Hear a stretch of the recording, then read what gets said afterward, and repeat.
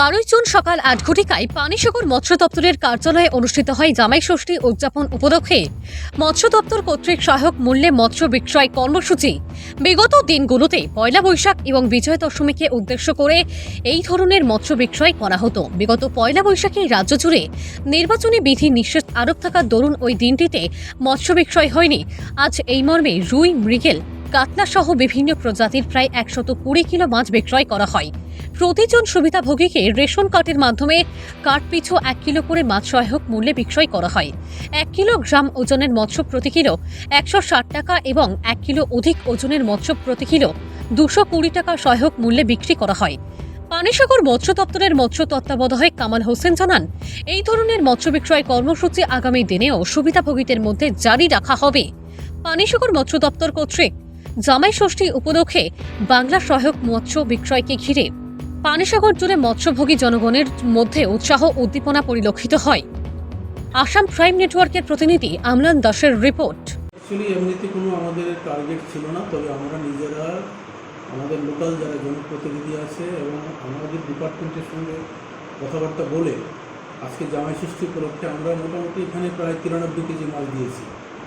তো মানুষ এখানে অ্যাকচুয়ালি কী হয়, আমরা চাইছি যে একটা উৎসবপূর্ণ অনুষ্ঠান উপলক্ষে অ্যাটলিস্ট সরকারি মূল্যে যাতে কিছু মাছ তারা জ্যান্ত মাছ তারা খেতে পারে, সেই উদ্দেশ্যে আমরা জনগণের মধ্যে মাছ বিতরণ করলাম। এটা টোটালি আমাদের লোকাল একটা চাহিদা ছিল, সেই চাহিদাকে মেট আপ করার জন্য আমরা এই কাজটা করেছি। বছরে মোটামুটি কয়বার এরকম দেওয়া হয়? বছরে মেইনলি যেটা দিই আমরা বিজয়া দশমীতে একটা দিই, আর আমরা নববর্ষ যখন আসে সেদিন একটা দিই। এবার এই নববর্ষটা মিস হলো, আমাদের ইলেকশনের প্রোটোকল ছিল, সেই জন্য আমরা পারিনি। তো এই জন্য মোটামুটি আমরা তো 3 বারের মতো আমরা মোটামুটি দিয়ে থাকি জনগণের, যতটুকু পারি আমরা চেষ্টা করি।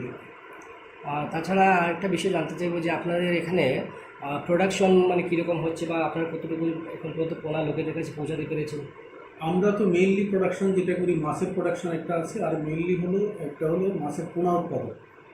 আমরা এখানে নিজেরাই ব্রিডিং করে আমরা রেনুটা আমাদের সরকারি স্কিমে আমরা পাবলিকের মধ্যে বিতরণ করি। রেনুটা রুই, কাতলা, মৃগেল এগুলি রেনু, আর রেনুটা আমরা সরকারিভাবে সাপ্লাই দেওয়ার পর পাবলিকের মধ্যেও আমরা সরকারি মূল্যে বিক্রি করি। আরেকটা হলো আমরা রুই, কাতলা, মৃগেল এগুলি পোনা তৈরি করি, এই পোনাটা আবার সরকারি স্কিমে মানুষের মধ্যে বিতরণ করা হয়।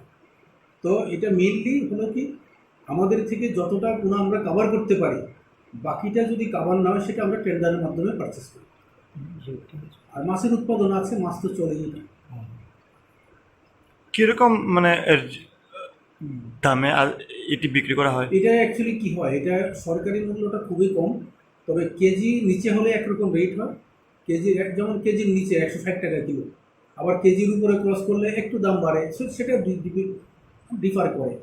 তো এমনিতে নর্মালি কেজির নিচে হলে 160 টাকা মূল্যে আমরা সবাই একদম উৎসাহ উদ্দীপনার মধ্য দিয়ে মানুষ মাছ কিনে।